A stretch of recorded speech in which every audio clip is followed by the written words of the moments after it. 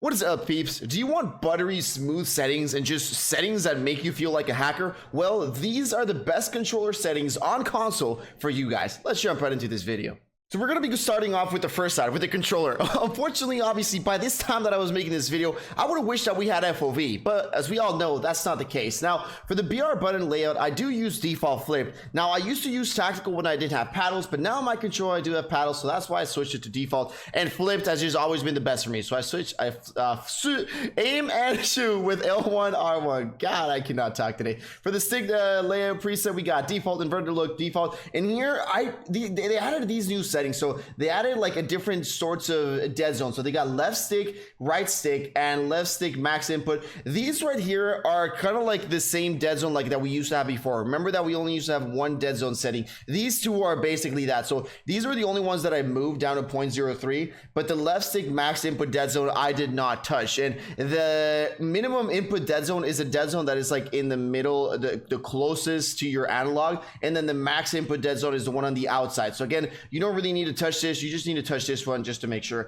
And then for the horizontal 6 sensitivity and vertical, I did drop it down to 8.8. One of the reasons was because I changed to linear on my aim response curve type, but as well, it just the sensitivity felt way too fast in this new Warzone. I don't know what they switched, but they definitely did switch something, so I would recommend you to drop down your sensitivity. So I did this one to 8.8, and I'll come back to this one really soon. But if you go here to custom sensitivity for zoom, you can actually customize each individual one. Now what I like to do is I just like to customize my low zoom and my high zoom, and I brought them down all the way to 0.60, and that was still too fast. So you got these that customize each individual one, and then you got this one that is the ADS sensitivity multiplier, which does all of them as a whole. I don't know if this was intended, but it's just kind of like a duplicate one. But again, this one I switched it down to 0.90, and these ones are at 0.60, so I definitely dropped it down. And like I mentioned before, I was playing in dynamic before, but if you can, just trust me, make the switch to linear and you'll feel a lot better. Next up, I've always been that controller vibration on, so I got that thing on aim assist. I've been running standard for a long time. Like I've tried all of them,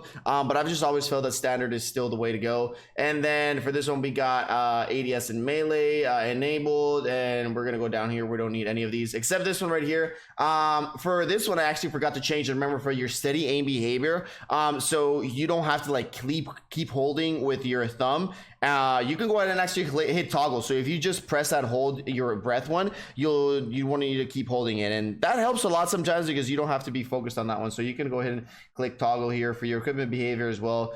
You could leave it like that. And then for your use reload behavior, remember we just always use tap to use. That means we just tap it and pick it up from the floor. And then we got depleted ammo switch enabled. And then this one, I remember back in the day I used to choose apply one, but now we just run with apply all. Side behavior, this is something that a lot of people haven't changed yet as well, but a lot of people just have it on hold, meaning that when you're running, you got to hold whatever your crouch button is. But if you just click it to tap, it's not immediately like a tap, it's like a little slash hold, but I think it makes it a little bit faster. So if you haven't, make this switch right here. Auto move forward, disable. Tactical sprint, we got the double tap. This doesn't really matter, it's not really as useful. And then we got the automatic tax break on this one, and I believe that's it. I've always had this one on, the parachute auto deploy. I know a lot of people like to have it disabled, but I've always liked to have it enabled just in case somebody reses me and I'm not in the game, or like we're coming out of the airplane again. And I know that you can open your parachute a lot closer to the ground when it's not enabled, but if you guys know, whenever you open your parachute the first time, it won't enable it next time. And then here we go with the graphics.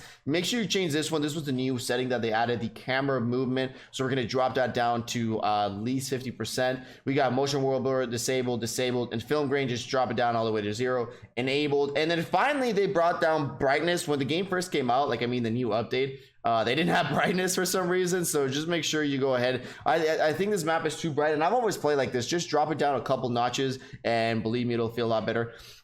This one, I used to have it enabled, but there were some people that just said, since there have been so many issues with the game right now and crashing, I turned it off. The game still crashes a lot, and I still get some weapons that, have like the spidery feel. But I mean, you could just disable it if you want, but to be honest, again, the game is in really bad state right now for console people, just crashing all over the place. So just disable it for now.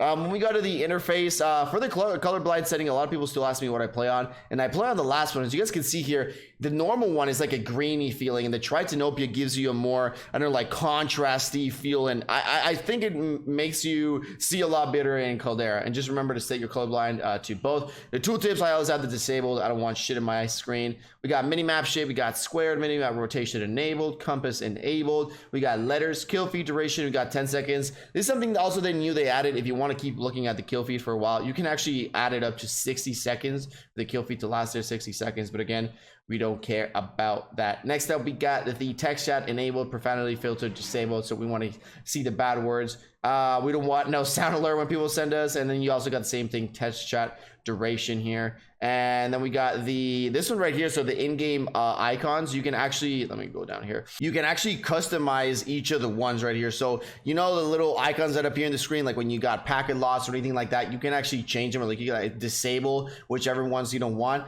Again, this is, I guess, just if you don't want like shit coming up in your screen, but to be honest, I think it's kind of important. So if you're lagging or anything like that, you know exactly what the issue is. And then it'll also tell you right here to the right hand side, the first one is the high latency, second one is the latency variation, next one is the packet burst, and then the fourth is the extrapolation. I never even heard of that. Client and server are out of sync. Reboot the system. If the issue persists, contact your network provider. Never saw that one before. Next up, we're gonna go into audio, and I know a lot of people had some switches to this, but I think the switches are the same. Either go boost high or boost low, and this doesn't depend on your preference, like, oh, I just prefer boost low, I prefer boost high. It actually depends on the kind of headphones you have. Like for mine, which I got HyperX, if I put boost low, because they actually come in a lower format setting, this will just sound horrible. It'll sound like if I'm in a cave. But when I had my Turtle Beach, this is the one that I ran. So just remember to try any of these. And there were some people that were like, yeah, put midnight mode, you can hear footsteps better. That ain't true. I mean, I tried it out. All these just basically sound muffled.